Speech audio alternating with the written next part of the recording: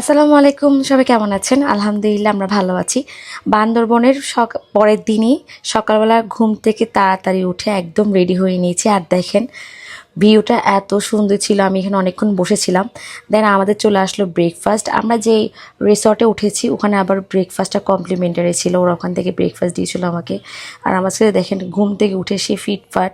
এরপর আমাদের চলে আসলো ব্রেকফাস্ট, ছিল খিচুড়ি আর ডিম ভাজা।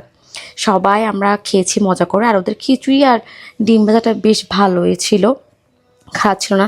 দেখলাম ওখানে অনেকগুলো গেস্ট চলে আসতেছে অলরেডি, আমরা যখন নাস্তা করতেছিলাম তখনই।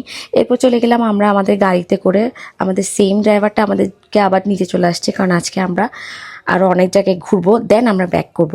তো আমরা সবাই আস্তে আস্তে করে উঠে পড়েছি, কারণ বান্দরবন আসছি যদি সব জায়গায় না যায় হয় না।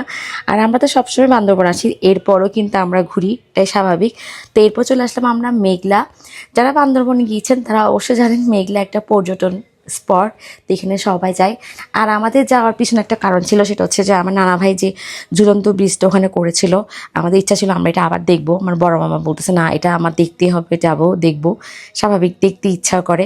এরপর আমার আম্মা, আমার খালামণি আর আমার মামি ওরা কিন্তু নিচে নামেনি, যেহেতু এটা অনেক উঁচু ছিল আর ওনার বাচ্চা ছিল, আর আম্মুরও পায়ের প্রবলেম, তো আম্মু উঠেনি। তো এখানে দেখলাম জিপ লাইন ছিল, আর আমার কাজিন জিপ লাইনটার মধ্যে উঠছে, আমাকে অনেক বলছে বাট আমি যাইনি, আমার অনেক ভয় লাগে। এরপর আমরা পুরাটা ঝুলন্ত ব্রিজ ঘুরে ঘুরে দেখতেছিলাম, আমার ভাই, আমি, মামা। মানে জিনিসগুলা, মানে নানার কথা অনেক মনে পড়তেছিল।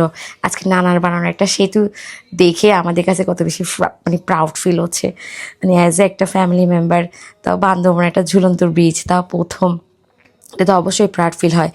এরপর আমরা দেখেন সবাই এটাতে হাঁটছি, কিন্তু আমার এত ভয় লাগে, এটা খুব কাঁপাকাঁপি করে এই ব্রিজ উঠার পরেই।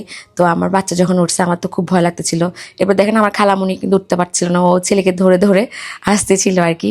এরপর একদম উপর উঠে গেলাম, তারপর ওই উপর থেকে কিন্তু সিনটা এত সুন্দর লাগতেছিল, খুবই ভালো। তা আমার কাজিন আমরা সবাই মিলে চলে গেলাম কেবল কারে। আকিল বললো আপু চলো আমরা কেবল কার উঠি, তাই আমি, আকিল, আয়াত, আয়ান আমরা উঠছি। আকিব আর মানে আদিপ আসেনি, ওরা নিচেই ছিল। তো আমাদের কাছে আসলে অনেক ভালো লাগছে কেবল কারটা চড়ে, যে না থাক একটু ঘুরি।